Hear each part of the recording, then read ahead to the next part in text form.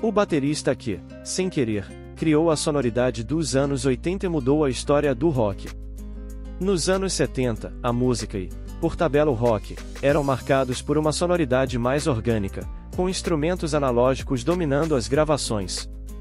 Baterias, guitarras e baixos soavam crus, captados de forma direta em estúdios que ainda priorizavam equipamentos clássicos, como mesas de som valvuladas e fitas magnéticas.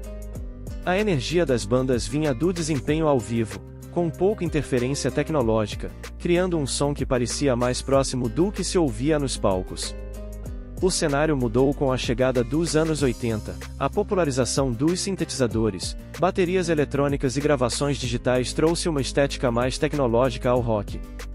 Produções começaram a adotar efeitos mais polidos e camadas de som artificiais, criando músicas que soavam modernas, mas menos naturais aos ouvidos. Essa transição representou a adaptação do rock a uma nova era, onde o avanço tecnológico redefiniu como a música era feita e ouvida.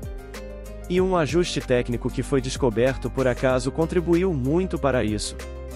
A menos que você tenha um conhecimento técnico profundo de música, talvez nunca tenha ouvido a expressão gated reverb. Mas certamente já ouviu, e muito, o efeito em ação, e é aquele som marcante seco da caixa da bateria que ganhou destaque na música dos anos 1980. Como Phil Collins e Peter Gabriel apresentaram ao mundo o gated reverb, efeito de bateria que moldou a música dos anos 80.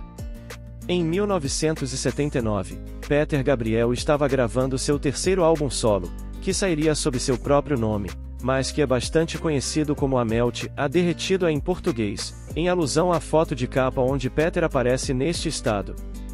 Seu ex-colega de banda no Genesis, Phil Collins, foi um dos dois bateristas chamados para as gravações, o outro foi Jerry Marotta. E foi em A Intruder que Phil Collins, em colaboração com o produtor Hugh Padgham, desenvolveu o que ficou conhecido como gated reverb. Mas o som característico da bateria desta música foi criado por acidente durante as gravações. Tradicionalmente, os microfones são bloqueados para cortar o ruído, já que os músicos continuam a tocar muito depois do tape ter parado de rolar. Durante as gravações, Collins tocava em um kit captado por um microfone ambiente de um console SSL, Solid State Logic, configurado com um compressor e um corte abrupto do reverb.